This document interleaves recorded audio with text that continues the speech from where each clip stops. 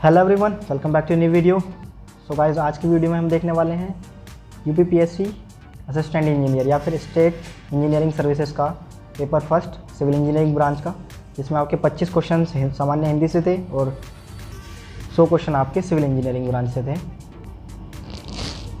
सो ये पेपर आज हम देखने वाले हैं और यहाँ से कुछ चीज़ें सीखने वाले हैं जो गलतियाँ आपको नहीं करनी है और जो चीज़ें आप यहाँ से सीख सकते हो और किस तरीके से आपको पेपर को अटैम्प्ट करना है, पेपर के अटैम्प्ट करने की स्ट्रेटेजी क्या होगी, तो वो सारी चीज़ें इस वीडियो में देखने वाले हैं। तो चलिए वीडियो को स्टार्ट करते हैं। और आपने अभी तक चैनल को सब्सक्राइब नहीं किया है तो चैनल को सब्सक्राइब कर लें। इसमें क्या है, 1/3 की नेगेटिव मार्किंग भी है, तो ध्यान रखें। एक 3 मार्क्स का एक क्वेश्चन होगा, एक गलत क्वेश्चन होने पर आपका 1 अंक काट दिया जाएगा। तो यहाँ आप क्वेश्चन हैं, आपकी स्क्रीन पर क्वेश्चन आप देख सकते हो। तो हिंदी से बहुत ही अच्छे लेवल के क्वेश्चंस थे, जैसे पक्षी शब्द का पर्यायवाची शब्द नहीं है, तो ये चीज़ें आप देख सकते हो किस किस तरीके के क्वेश्चन पूछे गए थे लास्ट ईयर में। मृत्यु के इच्छुक को क्या कहा जाता है, तो ये सारी चीज़ों पर आपको स्पेशली फोकस रखना है, किस किस तरह के क्वेश्चन हमारे लास्ट ईयर में पूछे गए हैं। तो सबसे इम्पोर्टेंट जो चीज़ है वो है पेपर को अटैम्प्ट किस तरीके से करना है। सो जैसे कि टाइम की कोई कमी नहीं रहती है और पेपर में जो क्वेश्चंस का लेवल है वो भी इजी लेवल के क्वेश्चन आते हैं, इजी टू मीडियम। सो चलिए मैं बताता हूँ। सबसे पहले आपको क्या करना है, आपको क्वेश्चन फर्स्ट से लेकर 125 तक आपको जो भी क्वेश्चन आपका फर्स्ट रीडिंग में हो जा रहा है वो कर लेना है।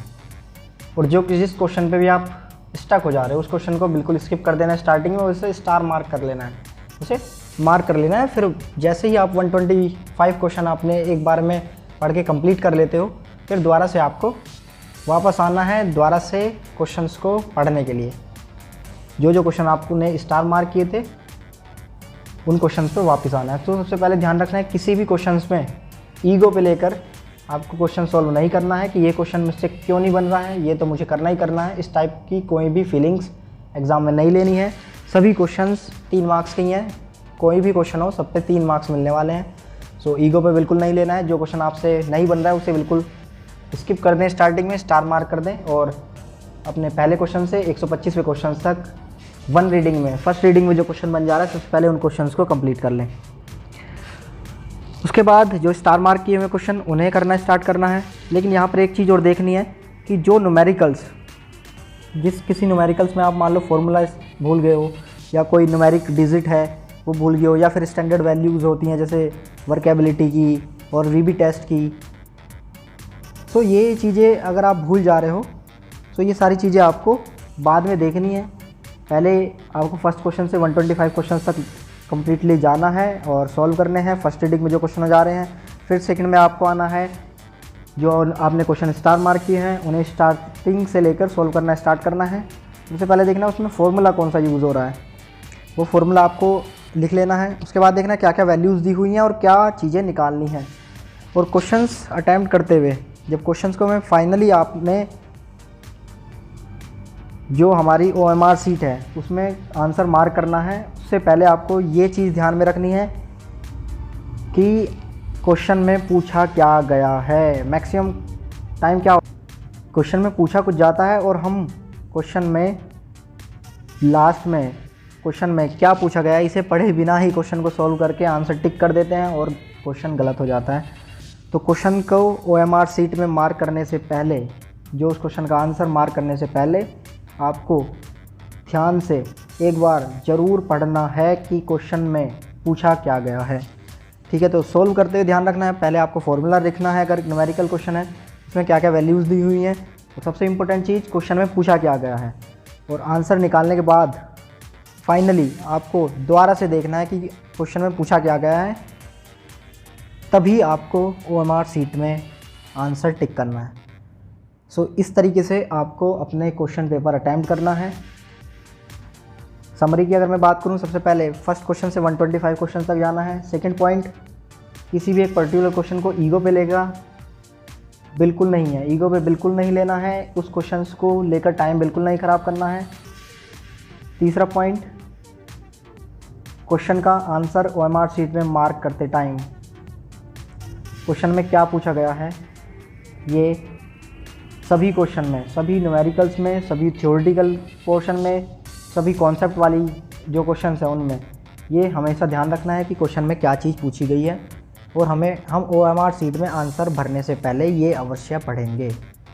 सो आई होप ये स्ट्रेटेजी, ये तरकीब आपके लिए हेल्पफुल रहेगी।